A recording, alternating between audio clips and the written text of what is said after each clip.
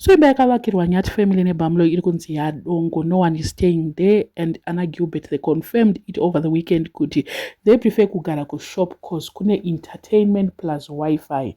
Vanhu vemaraini vari kutoti hapagarike pamba pacho, hanzi panoonekwa zvinhu usiku. Hanzi ndo zvinoita kuti Gilbert apenge zvinhu zvacho izvozvo zvinoonekwa pamba ipapo. Hanzi ndosaka asiri kugara pamba ipapo. Hanzi mukomana ngaataure chokwadi kuti what is the real reason asingade kupagara pamba ipapo. Hanzi panotyisa, hapagariki. Amwene veFandagrip mai vaGilbert vari kunzi ivo vakarwadziwa, ndo vari kufungidzira kuti ndo vanenge vakabata mushonga. Hanzi vakarwadziwa nekuvakirwa kwakaitwa kumba kwana Joy. Hanzi vakarwadziwa vasingatomboite. Hameno mushonga kwauri kunzi vakaenda, hanzi ngavasanyepere Tete kuti Tete ndo vanokonzeresa kupenga kwaGilbert. Hanzvadzi yababa vaGilbert ndo yainzi kainokonzeresa kuti Gilbert aite kakupenga kaanoita kaikai. Zviri kunzi aiwa amai ndo vari kunzi vakabata mushonga because havana kufara kuti ko mwana wavo sei akunovaka uku ivo vasina kuvakirwa nemwana wavo. Joy akamhanya kunovakirwa, ivo vakabva vati handina kuzvifarira izvozvo zvaitwa nemwana wavo. Apparently zviri kunzi mai vaGilbert vacho vanonorara nezvikomba ikoko, ndo zviri kutaura vanhu vemaraini. Ndichaverenga zvangu pekupedzisira, ndichaverenga mascreenshots acho ari kutaura nyaya dzacho dzese idzodzo. Mozonditi ndoya panapa nenyaya dzisiri dzangu dzekufunga dzemusoro wangu. Aiwa handiuye neidzodzo, ndinoya nenyaya dzinenge dzine maV11. I don't want nyaya dzekuti ndenge ndingotaura kuti hanzi. Yes, ndoita mahanzi, but mahanzi angu ane mabackup chaiwo. Handingoita mahanzi asina zviri kutaurwa nevanhu vekumaraini. Hanzi mai vaGilbert vari kuita basa rekutoti vakaona zvikomba zvavo zvavanenge vainazvo vozvitora vonorara kumba ikokoko. Ende mumba imomo musemi imomo vana vakati vaende kunorara imomo, hanzi havasi kukwanisa kurara because Gilbert ari kubva atotanga kutotendera musoro. Hanzi they discovered kuti Gilbert akangoisa tsoka yake mumba imomo kana kuti akangorara usiku, mangwana makuseni anotongomuka asina kutombomira zvakanaka. Ndosaka ari kunzi haachada zvekugara kumba ikoko, akuprefer kugara mushopu. Imagine munhu anogara mushopu aine mashoni yaakavakirwa naBarnabas. Otaura reason. Tete Tudhe pavakaita interview nana Gilbert vakatomubvunza vakati shuwa nekuchipa kwakaita wifi iwo otaura kuti uda kunogara because kushopu kune entertainment, wotadza kubhadhira $30 yedhata, wotadza kugadzirisa wifi yekumba. Ndo zvakaita mubvunzo wevanhu vakawanda, but iye bva angonzvenga. Tete Tudhe vamuudza vakati aiwa usadi kunyepera kuti wifi chii, izvizvo hazvina kana basa, unogona kuafoda iwe. Munhu aiafoda maapps e10,000 rands otadza kuafoda wifi. Gilbert zvimwe zvacho so ndo ari kumakuhwa ari kubuditswa nevanhu vemumaraini.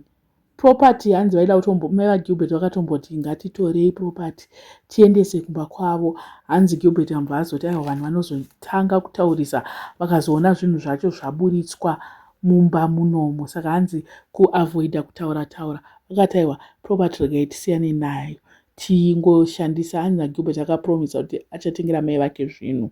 Mai vaGilbert vari kunzi hanzi hamuvazivi amai vavava nenyaya yevarume.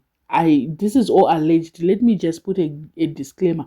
This whole video is just makuhwa ari kutenderera kutaura nevanhu vari kuti ndewe kumaraini. Hanzi amai ava hanzi vane gumbo panze, ndo zvinenge zvichingotaurwa nevanhu. I don't know hangu kuti zvinombofamba sei, but seemingly hanzi ndosaka vasingade murora because ivo vane unhu uri questionable. Bamlo hanzi dai isina kutombovakira zvayo naGilbert, vakatotsvaga vanhu vanotambura chaivo noti zvavakaita pana naGilbert paipai because vakanyatsoratidza kuti havatomborina basa nemba yacho. Imagine kuti last week akati our first house ndo yavari kuvaka vega kuHarare iyi. Iyo yekuti second house kuti vazvitaure kuti it's a second because vane first yeBamlo vakatotadza kutozvitaura izvozvo. Saka zvinhu zvacho soka zvinotora kunetsa. Okay, let me just finish off nemacomments evanhu. Hanzi hapagarike pamba apo, pane zvinoitika usiku ndosaka vachigara kushop. Handi manzwa zvandiri kutaura zvine backup. Kanzi namai sensitive yakugara vamwene havasuduruke umo. And then people went on to say kuti vanorara nevanhu, vanounza vanhu imomo. Hanzi vari kupinza nezvikomba imomo sha. Muri kuzvinzwa? Asi makuhwa angu aya, makuhwa ari kutaurwa nevanhu. Hanzi mai vaya kana nyadzi kurara mumba memuroora. Mukunzwa? Ndo vari kutoita basa rekunorara mumba memuroora. Muri kuzvinzwa kunyaya dzechekwadziri kuenda kakuti amen, toti where there is smoke there is fire. Tombowachenesa. I don't know. Hanzi ezvino janki yavapo apa ka mbuya iripo iyi. Mukunzwa kuti hanzi pamba paipa hamuchatombopaziva. Pane jangi imwe isingatomboite. Pane anonzi marara. Hapana ari kumbomaintaina. Ivo hambuya vacho varipo ivava. I don't know what you guys think, but zvimwe zvacho I feel like zvimwe zvinozosangana zvazvo neruvengo kuti vanhu vanenge vakavenga Gilbert.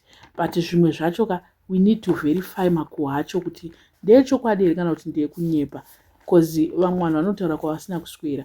Gilbert ake akakonfirma kuti kumba havachagarako. Akataura akati isusu we hardly go there because hakuna chiriko. Vanhu vese vanenge vachida kuenda kudhuze nevamwe, vanenge vachida kugarawo pedyo neentertainment yekubhawa, entertainment yepamashops, entertainment yewifi.